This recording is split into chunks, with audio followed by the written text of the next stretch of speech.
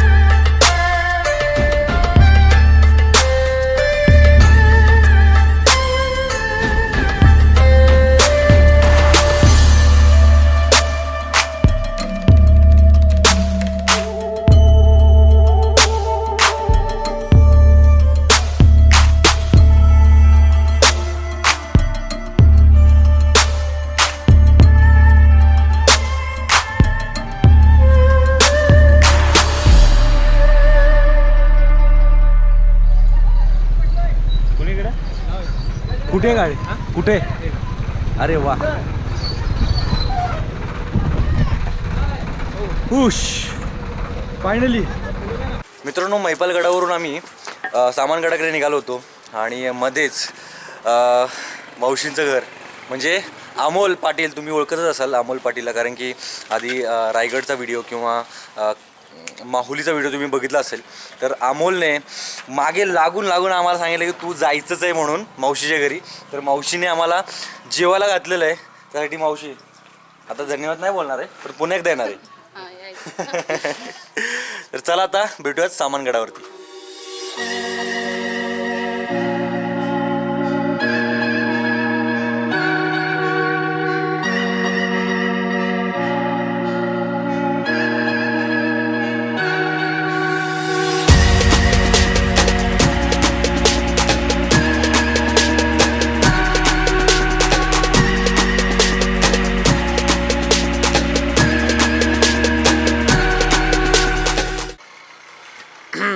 मित्रांनो, आपण आत्ता आहोत हसूरवाडीमध्ये, जवळच सामानगड. आता जवळ आलो आहे मी.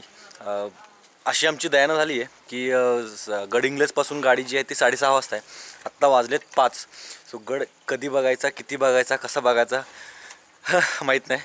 नाहीतर आमची गाडी चुकणार. आणि एकच ती एकमेव अशी गाडी जी आमच्या बाईक्स मुंबईला घेऊन जाऊ शकते.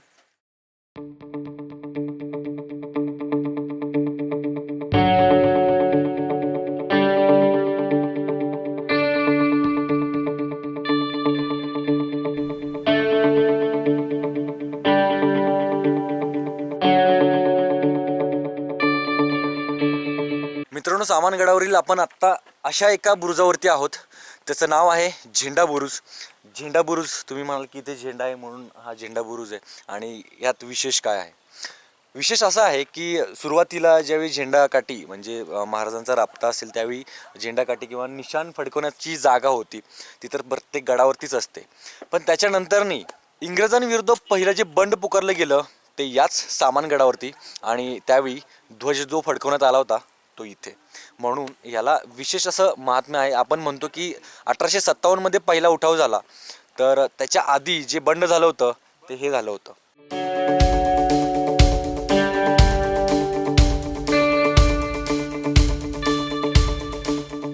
मित्रांनो, 7 कमान विहिरीच्या इथं आपण आहोत. भन्नाट आहे, म्हणजे असं मी पहिल्यांदा बघतोय. बघायचंय. हे बघा, विहीर आहे की राजवाड्याची एंट्री आहे.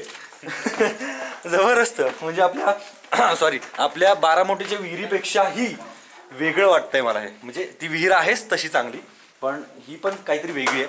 आता दुर्गवीरांच्याकडून जाणून घेऊया की नक्की काय असं विशेष आहे. अरे अजून किती खोल आहे. हो जबरदस्त. पूर्ण अशी फिरून आहे. हा अजून फिरून फिरून आहे काय? फिरून आहे. आता हा पहिला चौकोन आहे तुम्हाला. बरं. पहिला टप्पा दिसेल तुम्हाला. आणि हा दुसरा, हा तिसरा आणि असा चौथा. ह्याला 7 कमानी हिरो ह्याच्यासाठीच म्हटलेला आहे. आणि असे 7 अजून 3 टप्पे खालच्या साईडला आहेत.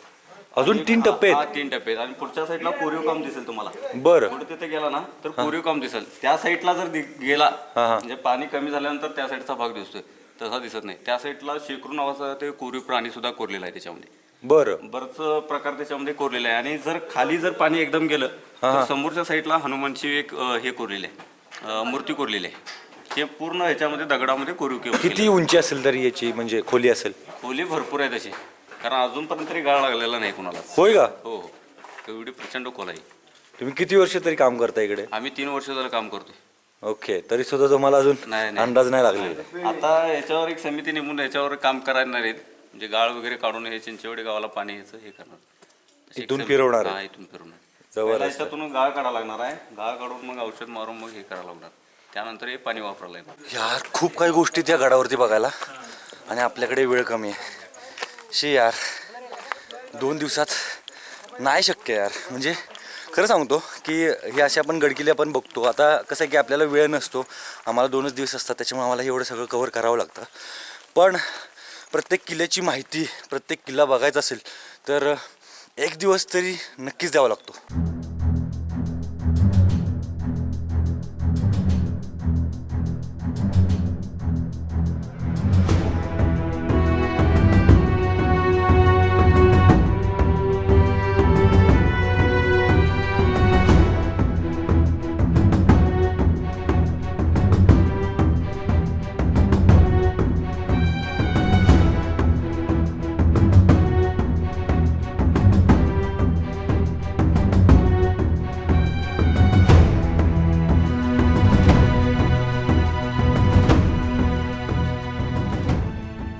अंधार कोठडे इथं 2 प्रकार आहेत त्याच्यामध्ये.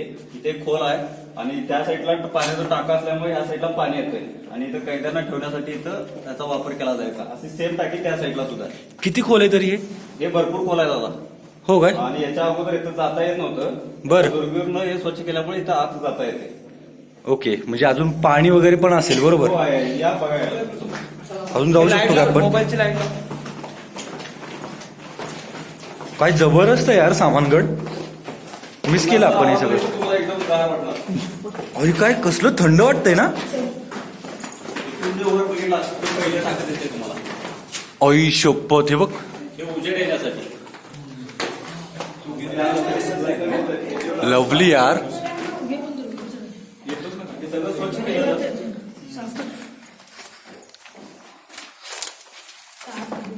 हे वटवाघूळ आहेत.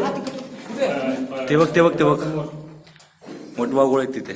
जरा जपून. दादा इथे आतमध्ये अजून तुम्ही काय बोलताय? इथं स्वच्छ केलेलं आम्ही. इथं काही जास्त खोल नाही, इथं जरासच खोल आहे. पण काय करणार, गाळ काढण्यासाठी आम्हाला मनुष्यबळ कमी पडायला लागलं, कारण माणसं कमी असल्यामुळे आम्ही काय करू शकलो नाही. बरं. खोलं जास्त लागणार याला, कारण इथून तिथपर्यंत न्यायला लागणार. पायऱ्या मोठ्या असल्यामुळे दगड खूप आहे तिथे. बरं. न्यायला येताना त्रास होतो इथं. त्यामुळे हे पाणी येऊ शकलं नाही. पाणी त्या साईडला एक खोल टाका आहे, त्या टाक्याचं पाणी इकडे झिरपून येते, त्यामुळे इथं पाणी. बरं, हे सगळं व्यवस्थित करण्यासाठी तुम्हाला काय वाटतं, काय काय गोष्टी कराव्या लागतील? तरी पण मनुष्यबळ खूप लागणार आहे. हे आता आम्ही स्वच्छ करून सुद्धा पुन्हा, आणि याच्यामध्ये काही पर्यटकांनी घाण केलेली आहे. बापरे. आणि दुर्गीवरचे काही फलक सुद्धा तोडलेले आहेत. ते आम्ही, मला वाटतं, स्वकष्टाने केलेलं. 1 दिवस त्यासाठी लागलेला, तरी सुद्धा ती परत फलक मोडून टाकलेले आहेत आणि तटबंदीवरून मोडून खाली टाकलेले. त्यासाठी जागृती तरी करावंच लागणार, लोकांना सांगावंच लागणार, आणि त्यासोबत हे पण करावं. जसं की या दादाने सांगितलं की एवढं त्यांनी कष्टाने हे टाकं साफ केलं होतं, किंवा अजूनही करतात आहे. ते करण्यासाठी अजून जास्त मनुष्यबळ लागणार आहे. आणि इथे बघा, तुम्ही बघितलं तर खूप अशी बाटल्या वगैरे पडल्या आहेत, खूप कचरा झालेला आहे. म्हणजे गड चांगलं करायचं काम ही दुर्गवीर संस्था करते. स्वखर्चाने हे लोक येतात, इथे काम करायला येतात आहे. आणि एवढं साफ करून झाल्यानंतर ना पुन्हा पर्यटक येतात आणि अशी पूर्णपणे घाण करून जातात. मित्रांनो, मगाशी जसं त्या दादाने सांगितलं की त्यांचे जे बोर्ड होते दुर्गवीरचे, ते बोर्ड अक्षरशः लोक फाडतात आहेत. म्हणजे काय मानसिकता असेल त्या लोकांची. सोंडी बुरुज आहे, गडाचा शेवटचा भाग आहे. बर. माझ्या मते हत्तीच्या सोंडीप्रमाणे गड होत गेलाय, आणि त्यामुळे ह्याला सोंडी बुरुज म्हटलेलं आहे. आणि गडा, मला वाटतं, हे पूर्ण सोंडीच्या आकाराप्रमाणेच आहे. बघा, तुम्ही एक लक्ष दिला तर तुम्हाला लक्षात येईल की सोंडीचा आकार आहे. उंचच्या उंच आहे ही टेकडी सगळ्यात जास्त. बरं बरं. आणि पुढच्या साईडला मोगल टेकडी तुम्हाला दिसेल. मोगल टेकडी. हा, गटर म्हणतात त्याला दादा. पूर्ण हे असं तटबंदीच्या पूर्ण असं गोलाकार आहे. हो काय? हा, पूर्ण पाणी जाण्यासाठी पाण्याचं गटर जसं पूर्वी असे. तिथं खोल हे आहे बघा. बरं बरं बरं. आणि त्या साईडला पण तसंच आहे सेम. खायला मस्त दिसते. आता या संपूर्ण गडाला आहे? हो हो, संपूर्ण गडाला. अजून एक तिथं असं सापडलं असं सेम. हो का? पुढच्या साईडला तसंच काढलेलं आहे. आणि असं जर गोल गेला हा हा. तर पूर्ण तुम्हाला तटबंदीला कडला सापडणार. म्हणजे ही पूर्ण गड. पूर्णपणे तटबंदीची जाडी आहे हा. आणि ही म्हणजे उंचावटा जो आपण नेहमी प्रत्येक गडामध्ये असतो तो आहे. आपण जसं कलानिधी गडवरती काल बघितलं बरोबर बरोबर. पाणी जाण्यासाठी जो गटार ते असतो. पूर्ण उंच होतं पण हे ढासळलेलं आहे. हे ढासळल्यामुळे हे खाली गेलेलं आहे. नाहीतर हे पूर्ण उंच आहे. या झाडाच्या लेवल असेल माझ्या मते तटबंदी. बरं बरं. आता हे दुर्गवीरचं काम चालू झालेलं आहे. सकाळी पण थोडं केलं इथं. आणि इथून तिथपर्यंत आता स्वच्छ करत गेलो आम्ही सगळं. हे खालचं जे दिसेल ना, हा हा. हे बघा, हे झाड सोडून हे सगळं तिथपर्यंत स्वच्छ करत गेलो आम्ही त्यात. तटबंदीवर जे झाडे झुडूप उठलेले आहे हा. ते मोठी मोठी झाडे उठलेली तुम्ही बघितले बघा हे दिसत पुढच्या नव्हतं side ला. खालचं काय भाग.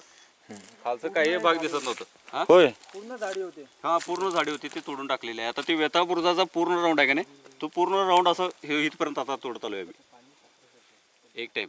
हो. आणि त्या साईडचा सोंडे बुरुजाचा 2 टाइम झालाय. झेंडा बुरुजाचा 3 टाइम झालाय ऑलरेडी स्वच्छ करून. पुन्हा ते वाढायला लागले. अरे देवा. मग ते दरवर्षी वाढ काम चालूच आहे आमचं. सण न संपणारं काम. न सपणार काम आहे. आणि या तटबंदीला फक्त मी एकटाच काम करतोय, बाकी कुणाला हे करत नाही. कारण रिस्की काम आहे. हो हो. त्यामुळे दुसरा कुणाला हे करू देत. रोप्स लावून माझं मी हे करतो.